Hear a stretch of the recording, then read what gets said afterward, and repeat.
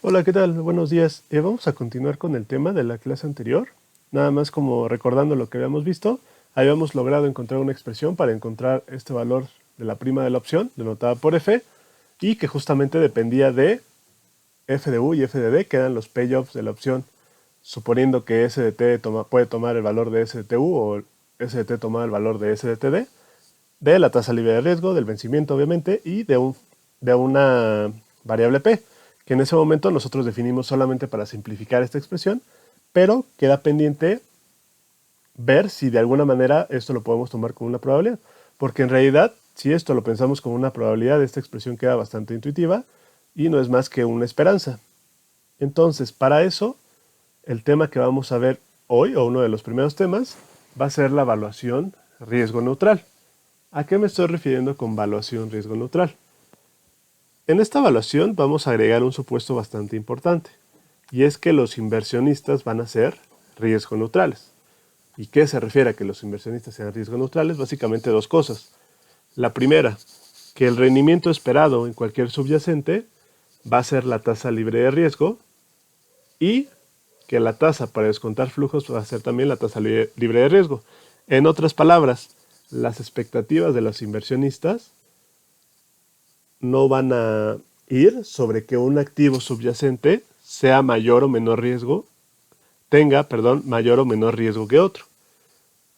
Simplemente se va a simplificar a que cualquier activo subyacente, su rendimiento o lo que esperan los inversionistas que gane ese activo subyacente, va a ser la tasa libre de riesgo. A eso me refiero con que los inversionistas sean riesgo neutrales. Y a eso nos referimos con una evaluación riesgo neutral. Si nosotros vemos a S de t, que es el precio del subyacente a vencimiento, como una variable aleatoria, y siguiendo estos supuestos que dijimos, vamos a tener que la esperanza o el valor esperado de esa S de t no va a ser más que S de 0 llevado a valor futuro con el rendimiento esperado, el cual va a estar dado por la R, que es la tasa libre de riesgo. Y a partir de ahí encontramos esta expresión, la cual vamos a llamar con el número 1. Repito, esta expresión viene justamente del supuesto que estamos haciendo. Pero ahora, pensando en que también estamos en árboles binomiales, por otro lado vamos a saber que S de t solamente va a poder tomar dos valores posibles. O vamos a suponer que S de t solamente puede tomar dos valores posibles. S de tu y S de td, es decir, que S de t sea S0 que crece con un factor u o que sea S0 que decrece con un factor d. Y vamos a denotar a la probabilidad de que S de t sea igual a S de tu con la letra P. Dado que S de t es una variable aleatoria con dos valores posibles, la probabilidad complementaria, es decir, que S de t sea igual a S de td, va a estar dado por 1 menos P. Y utilizando la definición de la esperanza, si nosotros queremos encontrar la esperanza de esa variable aleatoria, simplemente basta con tomar los dos posibles valores que puede tomar esta y multiplicando cada uno por la probabilidad de que tome ese valor. Es decir, esta esperanza de S de t va a estar dado por S de tu por la probabilidad de que S de t sea igual a S de tu más S de td por la probabilidad de que S de t sea igual a S de td. Sabiendo que la probabilidad de que S de t sea igual a S de tu es P y por ende la otra probabilidad complementaria va a ser 1 menos P. Y también sabemos que S de tu va a ser igual a U por S de 0 y S de td va a ser igual a D por S de 0. Es decir, tenemos que la esperanza de S de t va a ser igual a P por U por S0 más 1 menos P por D por S0. Y esto va a ser mi ecuación 2. Entonces, por un lado, gracias a los supuestos que ya explicamos, sabemos que la esperanza de S de t tiene que ser igual a la expresión 1, pero también encontrando el valor de esa esperanza, considerando a S de t como esa variable aleatoria que solamente puede tomar dos posibles valores, obtenemos la expresión 2. Dado que estamos refiriendo a la misma variable aleatoria, podemos igualar estas expresiones. Es decir, igualando 1 y 2, obtengo que P por U por S0 más 1 menos P por D por S0 va a ser igual a S0 por E a la RT. Haciendo un despeje bastante sencillo, voy a obtener que P, o esa probabilidad de que S de T es igual a S de TU, va a estar dada por E a la RT menos D entre U menos D. Si se dan cuenta, esta es la misma P que nosotros habíamos denotado en la fórmula anterior, pero ahora que esta P sí lo definimos como una probabilidad, y es la probabilidad de que el precio de subyacente suba. Dado que esta P, más bien dado que esta expresión de esta P la pudimos obtener con el supuesto de la evaluación riesgo neutral, esta P se le va a conocer como una probabilidad riesgo neutral, o en otras palabras, en la expresión que nosotros encontramos sobre cómo evaluar un árbol binomial, esa P va a ser una probabilidad siempre y cuando entre este supuesto de que los inversionistas son riesgo neutrales en nuestro árbol binomial. Si estamos hablando de que el árbol binomial tiene este supuesto, esta P es una probabilidad de que el precio del subyacente suba y va a ser la probabilidad riesgo neutral. Entonces, a continuación vamos a ver un ejemplo de cómo ocupar esta probabilidad y para evaluar justamente un árbol binomial. En realidad vamos a hacer exactamente lo mismo que ya habíamos hecho para obtener la fórmula, pero vamos a tratarlo de ver con otra perspectiva, sabiendo que esta P ya es una probabilidad.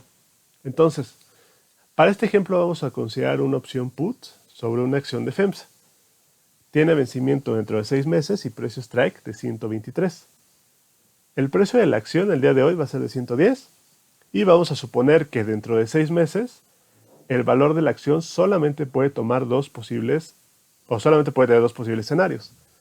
El primero es que aumente en un 25% con respecto a su valor inicial o que disminuya en un 10% con respecto a su valor inicial. Y también vamos a suponer que la tasa libre de riesgo es del 5% anual compuesta continuamente. Lo primero que nos piden es encontrar la probabilidad riesgo neutral de que el precio de la acción de FEMSA suba dentro de 6 meses. Esto es bastante sencillo, recuerden de qué depende la probabilidad riesgo neutral de 4 variables. La R, que es la tasa libre de riesgo, el cual sabemos que es 5%, la T, que es el vencimiento de la opción, el cual va a ser 6 meses o 6/12 de año, y de los factores U y D, que si bien no lo tenemos directo, los podemos obtener muy fácilmente. ¿Por qué?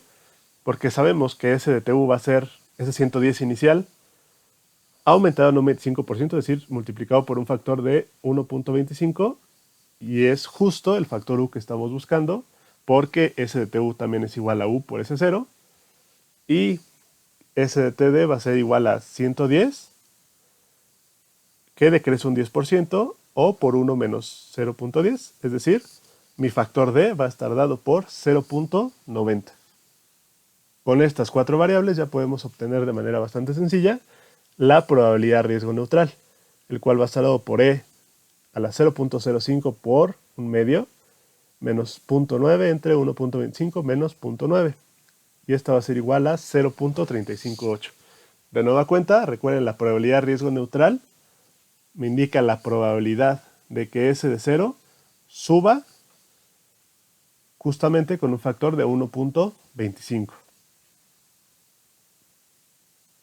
Y esto nos lleva a la siguiente parte del ejercicio. Ahora dice, encuentre la prima del put utilizando la probabilidad obtenida en el inciso anterior. Entonces vamos a tratar de aproximarnos de manera un poco diferente en razonamiento, porque en procedimiento va a ser exactamente lo mismo, para encontrar la prima del put.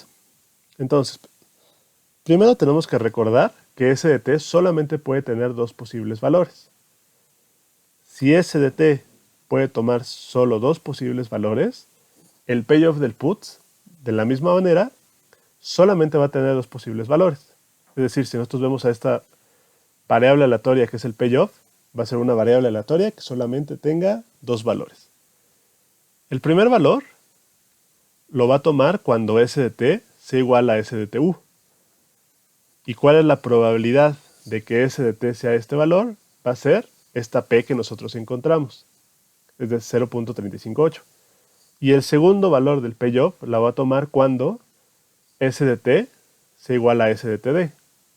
¿Con qué probabilidad ocurre esto? Ocurre con una probabilidad de 1 menos p. Y también recordando, el payoff de un put está dado por el máximo entre k menos S de t y 0. Entonces, quedamos, este payoff solamente puede tomar dos posibles valores, que es el máximo entre k menos S de t y u y 0, con probabilidad p, o el máximo entre k menos S de t d y 0, con probabilidad 1 menos p. Sustituyendo estos valores, tenemos que, con probabilidad p, el put va a tomar el valor del máximo entre 123 menos 137.5 y 0, o con probabilidad 1 menos p, este payoff va a tomar el valor del máximo entre 123 menos 99 y 0.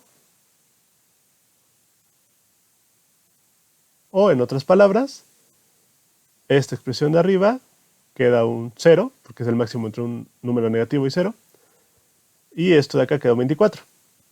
Es decir, el payoff de este put, con probabilidad p, va a tomar el valor de 0, y con probabilidad 1 menos p, va a tomar el valor de 24. Ahora, dado que este payoff es una variable aleatoria, nosotros podemos encontrar su valor esperado. Es bastante sencillo, es simplemente 0 por la probabilidad de que el payoff del put sea 0, más 24 por la probabilidad de que el payoff del put sea 24. Esto me da un valor esperado de 15.4069. Pero recuerden que este valor esperado de este put está más bien ubicado en tiempo t grande. Mientras que yo quiero obtener el valor del put en tiempo 0, o la prima del put. ¿Cómo me lo llevo del tiempo t a tiempo 0? Simplemente a valor presente me lo llevo con la tasa libre de riesgo, es decir, este valor del put a tiempo 0 o la prima del put a tiempo 0 va a estar dado por este valor esperado llevado a valor presente medio año con la tasa libre de riesgo y me va a quedar igual a 15.0265.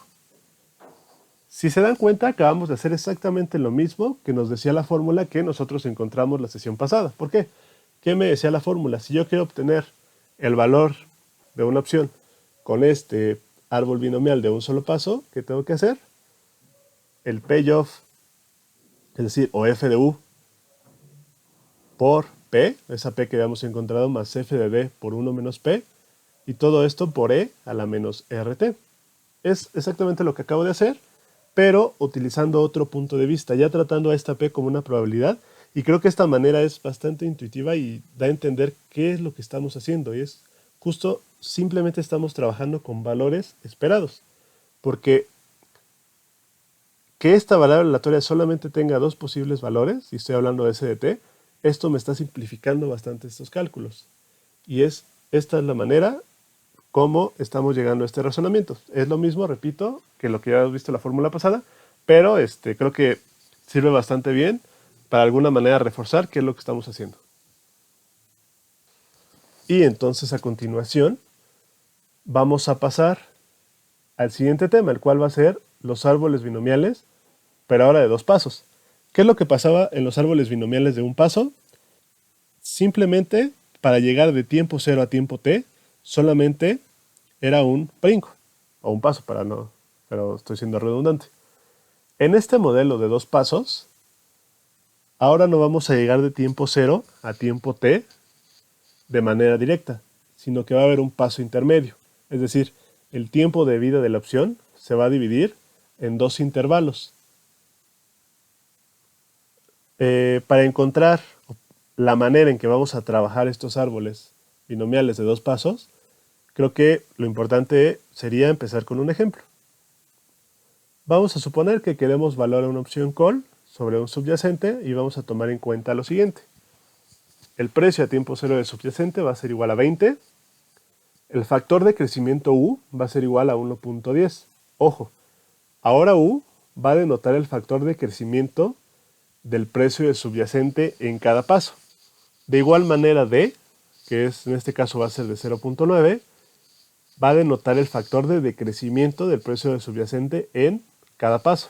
El precio strike va a estar dado por 21, la tasa libre de riesgo va a ser 12%, el tiempo de vida de la opción va a ser de 6 meses, y ahorita que estamos trabajando con un modelo de 2 pasos, vamos a dividir el tiempo de vida de la opción en 2 intervalos de la misma longitud.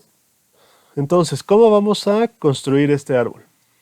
Si se dan cuenta, empezamos en tiempo cero, pero ahora, para llegar a tiempo t igual a 6 meses, tenemos que dar un paso intermedio. ¿Por qué? Porque estamos dividiendo el tiempo de vida de la opción en 2 intervalos iguales, es decir, cada uno de 3 meses.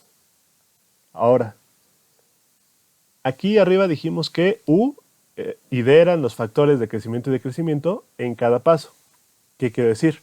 Yo voy a empezar con un valor del subyacente tiempo cero, el cual va a estar dado por 20. Yo sé que ese subyacente, en un paso, es decir, en un periodo de 3 meses, tiene dos posibilidades. O puede subir con un factor de 1.1 o puede bajar con un factor de 0.9. Es decir, dentro de 3 meses, el valor de este subyacente puede tomar ya sea el valor de 22 o el valor de 18. Pero todavía no llegamos al vencimiento de la opción, que es cuando me interesa cuánto vale ese subyacente, porque recuerden, el payoff de una opción europea está dado por los valores de S de T grande. Para cada uno de estos valores, de nuevo, este precio tiene dos posibilidades. O sube con un factor de U o baja con un factor de D. Por ejemplo, este 22, que está parado a tiempo 3, dentro de los 3 siguientes meses puede subir en 1.1, es decir, puede llegar a 24.2, o puede bajar con un factor de 0.9, es decir, llegar a 19.8. Y lo mismo para este de acá. Este 18 puede subir con un factor de 1.1, es decir, puede subir a 19.8, o puede bajar con un factor de 0.9 o bajar a 16.2. Si se dan cuenta, ahora tenemos 3 posibles valores para S de T. ¿Por qué son 3? Porque, si lo notan, es el mismo camino que toma S0 al subir con un factor U y luego decrecer con un factor D, a que se primero decrece con un factor D y luego sube con un factor U. Estamos multiplicando por los mismos factores, simplemente estamos cambiando el orden. Por eso son 3 valores terminales o 3 nodos finales y no 4. Entonces esa es la primera diferencia. A diferencia del modelo de un paso, aquí vamos a tener 3 nodos terminales y no 2. Entonces, recapitulando, a tiempo t, el valor S de t puede tener 3 valores probables, 24.2, 19.8 y 16.2. Si se dan cuenta, en este árbol sigue siendo el mismo de la lámina anterior, solamente le puse un nombre a cada nodo. El nodo A, el nodo B, el nodo C, el nodo D, E y F. Entonces, recuerden, queremos evaluar un call.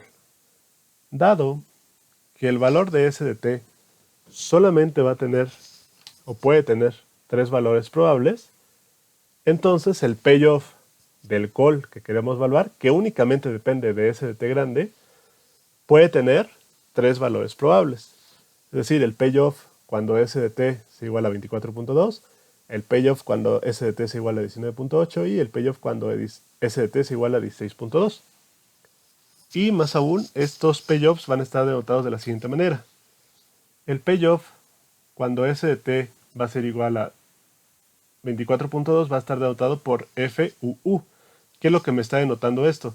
Que a partir de S0 yo multipliqué este precio 2 veces por el factor U para obtener este precio de acá, con el que obtengo este payoff.